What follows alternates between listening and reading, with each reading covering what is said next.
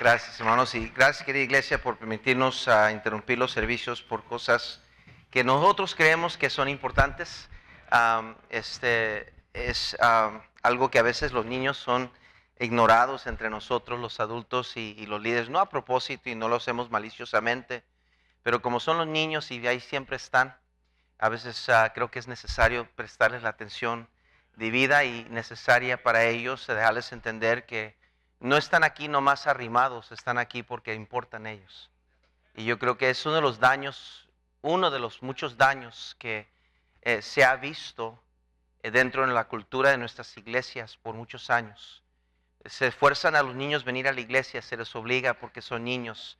Canta, sirve, envuélvete, haz esto, tú siéntate. Pero nunca se hace una realidad la iglesia en sus vidas, nunca tienen realmente memorias personalmente ellos, aparte de las travesuras que hacen ellos personalmente.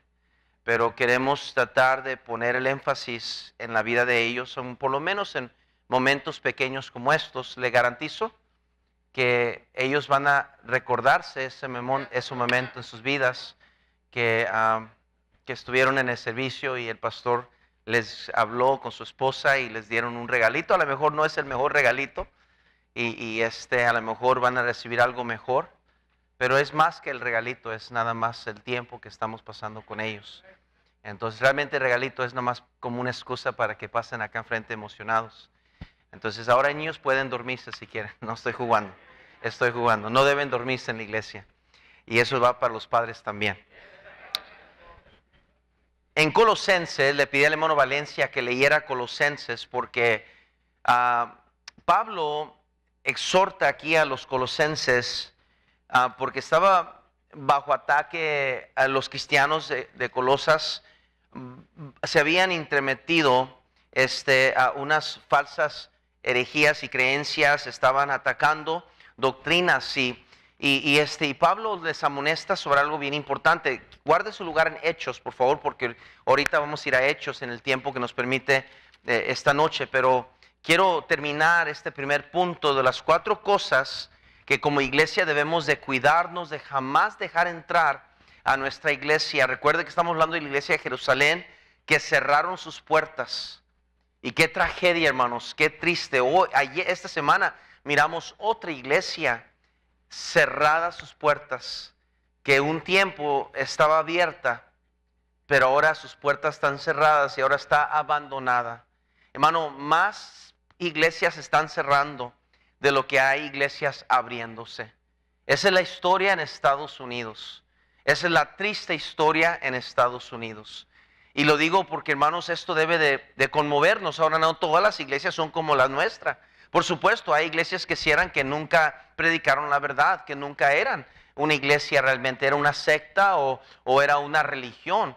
Pero sí hay iglesias buenas, que un tiempo fueron buenas iglesias que predicaban la sana doctrina, que predicaban que Cristo salva. Un día que el tiempo que las congregaciones había gente congregada en esa iglesia, alguien tuvo que estar ahí para que se edificara ese edificio, alguien tuvo que estar ahí para ser nombrada una iglesia, pero por alguna razón ya no están esas iglesias y es una tragedia. La iglesia de Jerusalén realmente no sabemos más allá, no vamos a inventar cosas que no están en la escritura, pero me llama mucho la atención que a partir de este texto en Hechos 21 ya no se vuelve a mencionar esta iglesia dentro del contexto de los hechos de los apóstoles, ni mucho menos en los viajes misioneros del apóstol Pablo. No es mencionado ni siquiera en Apocalipsis, cuando Cristo Jesús, el Rey de Reyes y Señor de Señores, se dirige hacia las iglesias. No es mencionada la iglesia de Jerusalén. Se supone que ahí comenzó todo. Se supone que ahí fue el avivamiento de Pentecostés. Se supone que ahí se brotaron todas las demás iglesias. Salieron, ¿verdad?, los apóstoles. Se quedaron ahí un tiempo, Pedro y los otros apóstoles. Y se supone que ahí fue la raíz, ¿verdad?, donde comenzó realmente todo, por decir la práctica de la iglesia. Aunque la iglesia del Señor Jesucristo la comenzó Él mismo cuando Él juntó a sus apóstoles y los apartó hacia Él. Ahí inició Él su iglesia. Pero en lo que es la iglesia de Jerusalén, y vemos en la historia cómo es que cerraron las puertas. Y creemos, hermanos, una de las razones por el cual esta iglesia llegó a este grado, a este lugar, era porque se metieron en cosas que no debían de haberse metido, en formalismos y tradiciones judías que ya no era para que cristianos estuvieran practicando. Ya no había importancia, no había relevancia. Escúcheme, y por eso quiero leer Colosenses capítulo 2. Quiero que se enfoquen conmigo y vamos a ir a Colosenses capítulo 2, versículo 8, por favor. Colosenses capítulo 2, versículo 8. Note lo que dice la Biblia. Mirad que nadie nos engañe por medio de filosofías y huecas sutilezas, según las tradiciones de los hombres. Note las tradiciones de los hombres, conforme a los rudimentos del mundo y no según Cristo. Porque en Él habita corporalmente toda la plenitud de la deidad y vosotros estáis completos en Él, que es la cabeza de todo principado y potestad. Note, en Él también fuisteis circuncidados con circuncisión no hecha a mano. O sea, está hablando, hermanos, que en Cristo, hermanos, fuimos circuncidados no por un acto religioso de un judío, sacerdote judío, un acto sobre otro, o un padre, ¿verdad?, haciendo ese acto sobre su hijo. No, era algo espiritual. Al echar de vosotros el cuerpo pecaminoso carnal en la circuncisión de Cristo, sepultados con Él en el bautismo, en el cual fuisteis también resucitados con Él, mediante la fe en el poder de Dios que levantó los muertos, Ahí está el retrato, el simbolismo del bautismo, versículo 13. Y a vosotros, estando muertos en pecados en la incircuncisión de vuestra carne, os dio vida juntamente con Él, perdonándoos todos los pecados, anulando el acta de los decretos que había contra nosotros, que nos era contraria, quitándola de en medio y clavándola en la cruz, y despojando a los principados y a las potestades, los exhibió públicamente, triunfando sobre ellos en la cruz. La cruz no fue ningún fracaso, fue un triunfo de Cristo, hermanos. Y eso es bien importante. Nuestro Cristo no sigue colgado en una cruz. Hermano, Él murió, y fue sepultado, pero la Biblia dice que Él resucitó, hermanos, al tercer día. Por tanto, nadie nos juzgue en comida o en bebida, en cuanto a días de fiesta, luna nueva o días de reposo. Hay cristianos que todavía guardan el cuaresma, de que no pueden comer carne, que porque la religión así lo impide. O sea, tantas cosas, hermanos, que todavía prevalecen dentro de personas que no entienden la palabra de Dios. Les dije el otro día, cristianos que todavía tienen imágenes, que tienen miedo a hacerles algo porque, no vaya a ser, dicen. Y tienen cristianos que usan escapularios, usan cosas que nos conectan a esa religión pagana o esa religión católica, o esa de andar adorando a Dios a través y por medio de ídolos. Mi hermano, como Cristo ya somos libertados de todas esas cosas. Yo no cargo un crucifijo porque mi Cristo venció la cruz. No lo cargo por esa razón. En Cristo soy una nueva criatura en Cristo. Las cosas viejas pasaron. He aquí todas son hechas nuevas. Ahora, el mundo eso lo carga. El mundo lo carga y los atletas lo cargan y lo besan antes de jugar un deporte y se persinen al pasar una iglesia y esto y lo otro y lo vemos. Y ahora, ¿qué no debemos ser nosotros diferente que los de este mundo? ¿Qué compañerismo Cristo con Belial? ¿Qué compañerismo luz con las tinieblas? ¿Qué concordia hay, hermanos? ¿Por qué es que creemos de alguna manera que podemos practicar algunas cosas religiosas que el mundo hace para encajonar a Dios como un amuleto? Y creemos que como cristianos, eso está bien, pues está bien hacerlo. El problema es que nadie nos ha enseñado lo que la palabra de Dios nos enseña, mi hermano. Y somos ignorantes por placer. ¿Por qué? Porque aún en este momento que se está enseñando o hablando de estas cosas, estamos prestando atención con cuidado. Y seguimos en la ignorancia, en las tradiciones.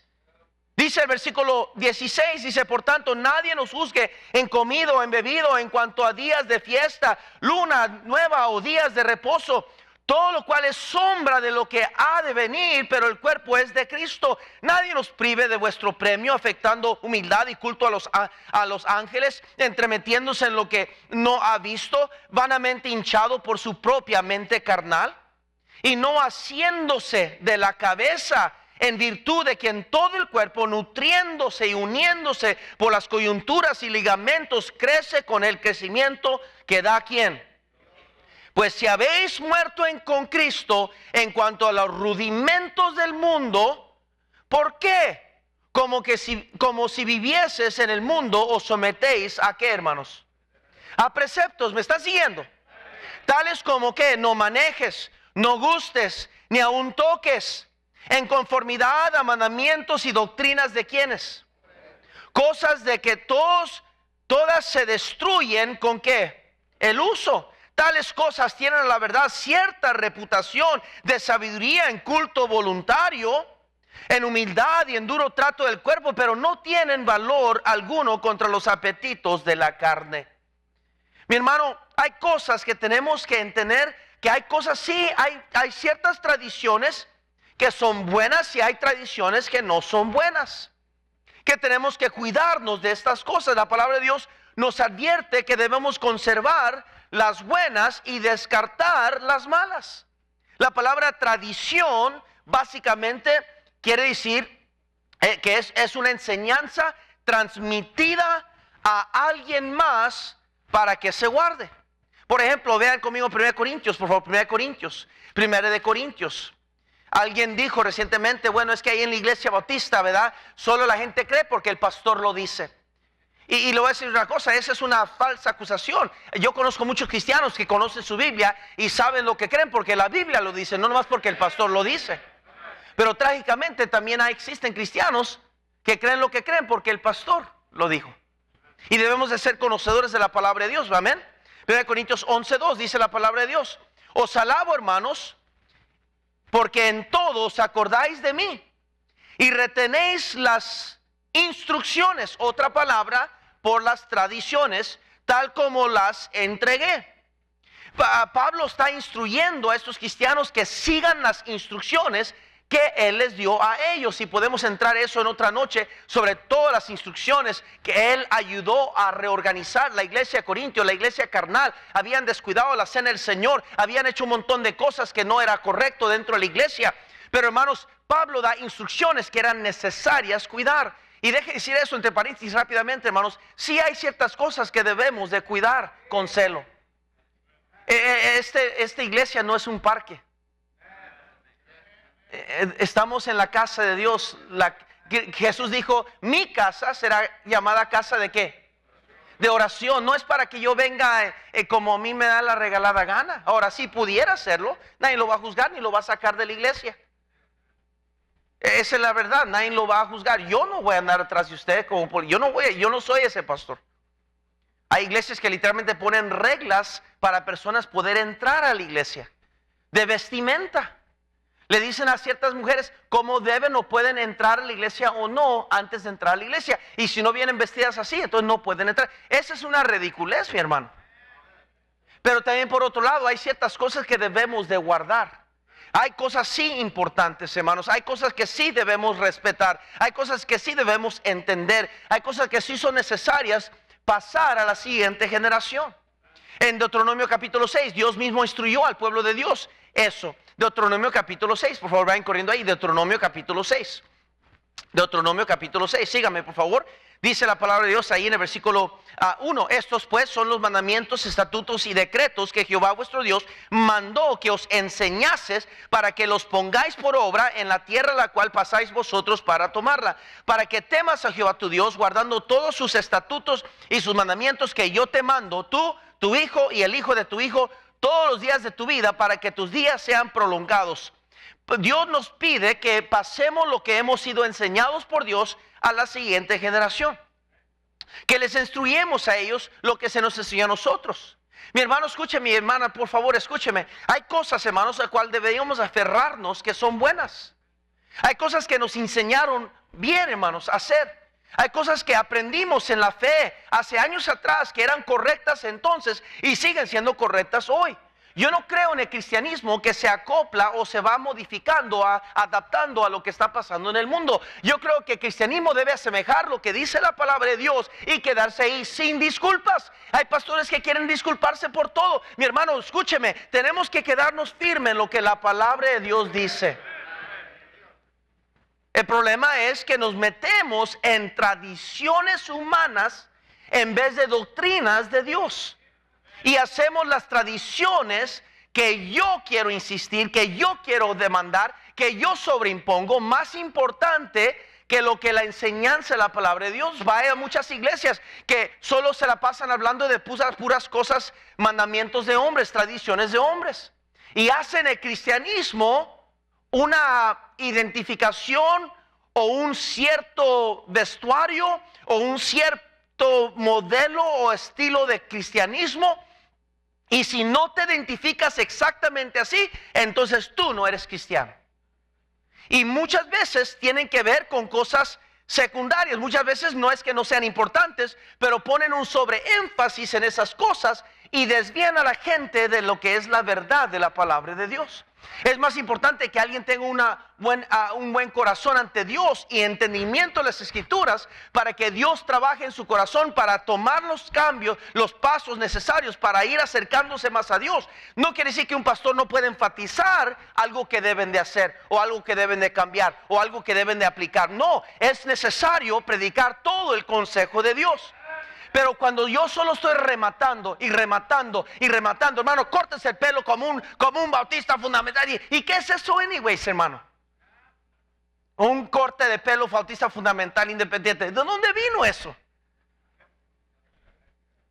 ¿Realmente quién lo inventó? Si lo que sabemos nosotros fue enfatizado en los 50s y 60s, ¿por qué? Porque habían los hippies. Y los hippies tenían pelo largo. Y por eso aún los soldados cuando se metían al ejército, ¿qué es lo que les hacían?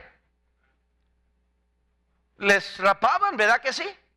Los policías se cortaban bien el cabello, porque el cabello corto habla de un orden, de un cuidado personal, de limpieza.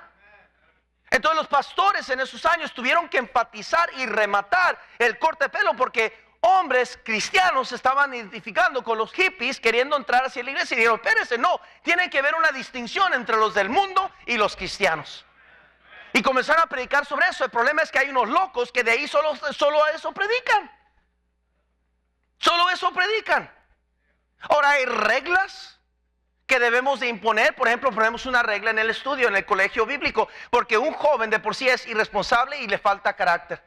Por eso le decimos a un joven en el colegio bíblico que se rasure. Que se rasure.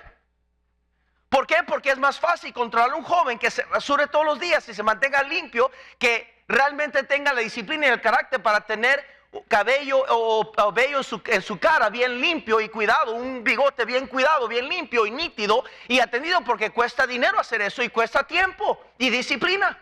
Y como los jóvenes son irresponsables y sin carácter muchas veces, por eso les dijimos mejor limpio la cara. Y esa es una regla. Pero sería tonto de mí si yo digo que no es bautista fundamental, independiente, si tiene barba. ¿Por qué? Porque al Señor Jesucristo le arrancaron su barba. ¿Me están siguiendo? No creo que Juan el Bautista estaba sin barba. Y era Juan el Bautista. ¿Me está siguiendo? Ahora, no somos bautistas porque Juan se llamaba Juan el Bautista. Pero lo que quiero decir, mi hermano, es hay cosas que se dicen nomás por decirlos. Ahora, yo tengo un estilo de corte de pelo porque así me gusta a mí. Y siempre me he cortado el pelo igual, mucho antes que llegue a este lugar. Yo tengo un corte de pelo que para mí, así me lo corto yo. Siempre me lo cortaré igual. Hasta que un día a lo mejor no tenga cabello. O a lo mejor sí voy a tener. No sé, pero yo tengo un estilo y siempre que me siento con mi barbero ahí le digo y él sabe, no le tengo que ni decir cómo me corte, me dice, pastor, ¿lo quiere igual? Igual. Y me lo corta igual. Eso me hace a mí un bautista más fundamental que porque me lo rapo así. No, simplemente yo tengo esa preferencia de cortarme el pelo así. Hermano, estoy hablando cosas que usted necesita escuchar de su pastor. Hay cosas que se enfatizan por celos personales del pastor de tal iglesia que no tiene nada que ver con realmente convicciones bíblicas y crea confusión en la iglesia en vez de convicción. Ahora, la Biblia habla aquí directamente sobre ciertas cosas. Directamente la palabra de Dios lo dirige a ciertos temas. Hay otras cosas que no directamente los trata, pero se aplican principios bíblicos para entender qué es lo que Dios quiere de nosotros. Por ejemplo, la Biblia nunca dice que no debes de fumar, ¿verdad que no? O hay una parte en la Biblia que dice que no debemos de fumar. ¿Sí o no? No lo hay. Pero todos entendemos en principio que somos el templo del Espíritu Santo, ¿sí o no? Entonces, como si yo soy templo del Espíritu Santo, voy a tomar algo que va a contaminar a propósito mi cuerpo, que es el cuerpo del Espíritu Santo, templo del Espíritu Santo. ¿Me están siguiendo? Bueno, eso lo puedo aplicar a muchas cosas, mi hermano. Muchas cosas que la palabra de Dios nos indica. Por ejemplo, la sobreexageración de joyas de la mujer. Hay ciertas iglesias que le dicen a la mujer: no puede usar ni maquillaje y no puede usar nada de joyas, y es más, tápate la cabeza. Y entran las mujeres a las iglesias tapadas con la cabeza, sin maquillaje, sin nada de joyas, porque si lo hacen, no son cristianas. Esa es una exageración y malentendimiento de la escritura de la palabra de Dios. Sin embargo, si hay un límite a eso de que la mujer no sea de exagerada, ostenciosa y tal llevada a que puro lujo y pura vanidad y sobreexagerado de joyas, porque entonces ha cruzado la línea de ser casta, con pudor y con modestia, a ser una vanidosa. Entonces hay ciertas aplicaciones que se aplican. Y por ejemplo, no tengo tiempo esta noche de meterme más en eso. Quiero usarlo nomás como ejemplo, hermanos. Escúchame y sígame. Hay cosas definitivamente, el cristiano no debe escuchar música mundana. Punto. Eso lo sabemos. ¿Por qué digo eso? La Biblia dice que no debes de escuchar a Pedro Infante. Yo no veo que Pedro Infante, yo no vi que Dios dijo: no, Pedro Infante. No dice eso.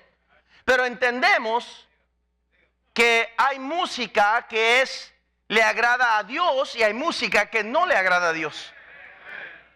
Pero no dice directamente que no debe de escuchar a Taylor Swift.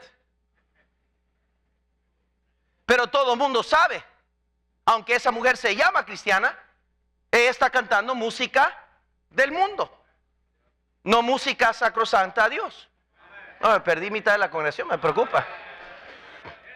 Escúcheme.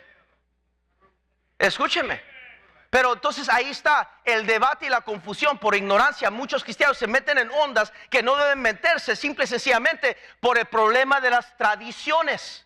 Y por eso muchas iglesias bautistas bíblicas o bautistas fundamentales, hermanos, se han metido en problemas, y conforme el tiempo, en vez de ser iglesias fuertes, sólidas, crecientes, edificadas, donde se está viendo el resultado, el fruto, no, están quedándose con los mismos pelados, la misma gente, no crece, solo problemas y pleitos, y robando ovejas de aquí, y vente tú para allá, y agarrando ovejas de otra iglesia, y para acá, y entre el pueblo todas las iglesias están en pleito. ¿Por qué? Porque se andan jalando de aquí para allá miembros.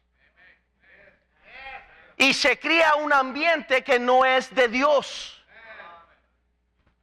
Escúchame, Pablo amonestó a Timoteo que guardara lo que él le había enseñado y que retuviera la forma de sana doctrina. Hasta en eso le dijo, la forma de la sana doctrina. O sea, hasta en la manera que te la presenté, en que debes de guardarla. Quiero que vean rápidamente, ya estamos por terminar. Segunda de Tesalonicenses, por favor, segunda de Tesalonicenses. ¿Están siguiendo, mis hermanos? Segunda de Tesalonicenses, por favor.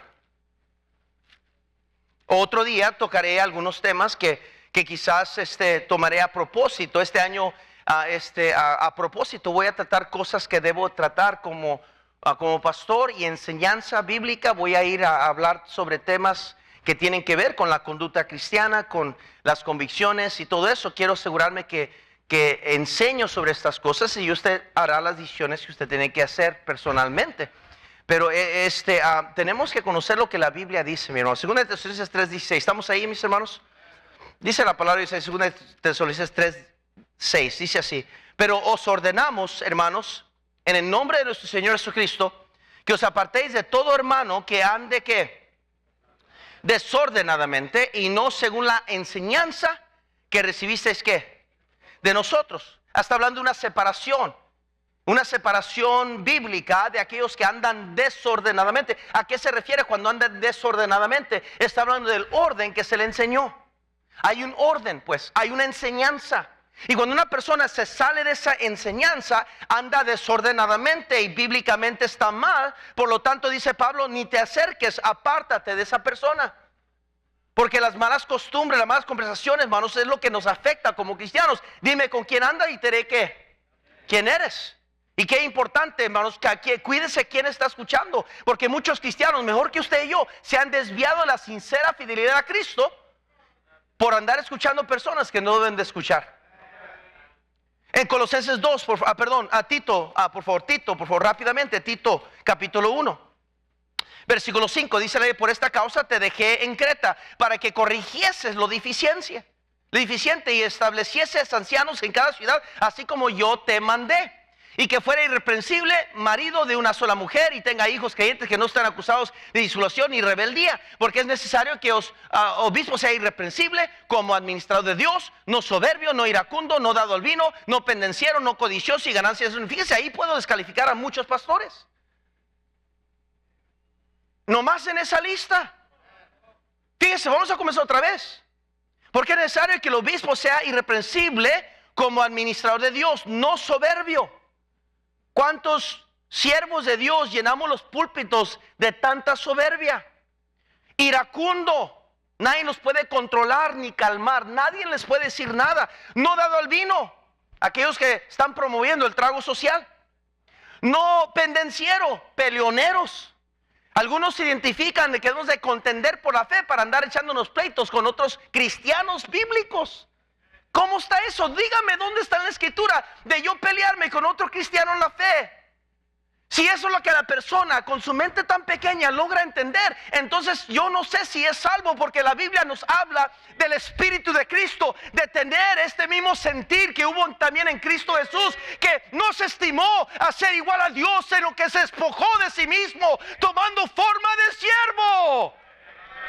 Pero tanta arrogancia, tanta soberbia, y los medios sociales apestan y contaminan por esa soberbia. De predicadores tirándose y queriendo y poner su punto, y que yo sí soy un bautista y ese no, y esto y lo otro, y pastores sonsos declarando guerra contra otros pastores que están predicando el evangelio de Cristo. Dígame, si no ese espíritu no es anticristo, entonces yo no sé qué es, mi hermano. Porque el espíritu de Cristo no es ese. Fíjese ahí. No pendenciero, no codicioso de ganancias deshonestas. Pastores que están viviendo por las ganancias deshonestas, apostando, queriendo hacerse ricos, queriendo enriquecerse. Sí, los perdí, ¿o qué pasó, hermanos? Yo tendría un problema serio como miembro si su pastor anduviera metido un montón de ganancias y andarnos haciendo dinero y aquí y allá. No estoy pensando en nadie ni criticando a nadie. Simplemente estoy hablando lo que la palabra de Dios nos dice, mi hermano. ¿Sí o no está ahí, mi hermano? El que predica el evangelio debe vivir del evangelio. Perdone si lo ofendo y si le repenté su globo, pero that's the fact, that's the word of God.